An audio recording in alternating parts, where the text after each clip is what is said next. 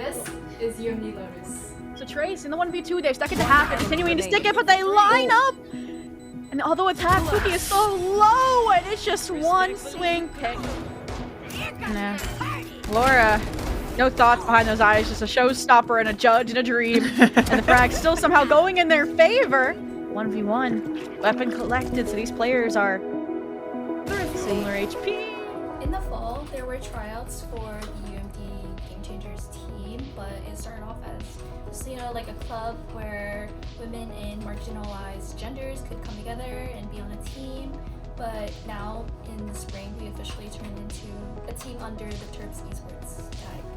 Oh, I just wanted to jump. Oh. So over the course of Aurora, our roster has changed a lot because different people have schedules that don't line up with each other, so it was hard to find a roster that could be available for scrims, for practices, for matches. So of course it kept changing over time, but I think for the Aurora Series, we found a group of 5 that could actually work together well. I don't even know if interesting is the word for that, but...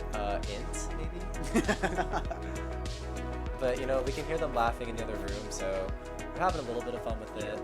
I think it's super cool that there is a tournament like the Aurora Series because there's not a lot of tournaments that are for women and marginalized genders. So I think this is a very cool experience that I could be a part of.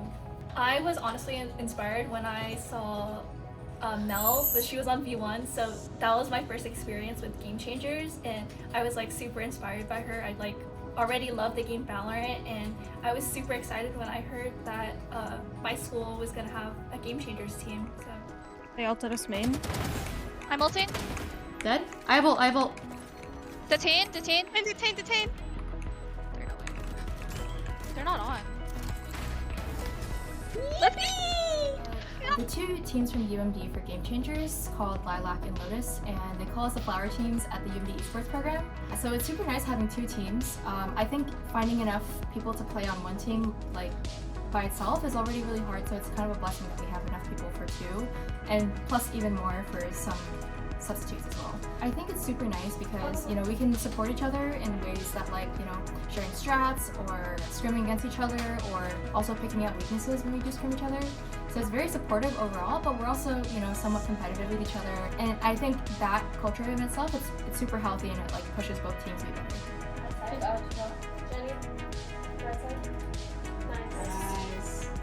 The whole team feels really good after our run at Rebirth. We kind of had the group of death for that tournament, and I think going in, we had a regular season record, which was a little disappointing compared to what we were expecting. But I think going into Rebirth, we did a lot of practice, and coming out, top 2, it was super exciting for us. Perfect. Oh my god, this is vlog time? So I think the teams we're looking forward to playing the most are UMich and UCSC.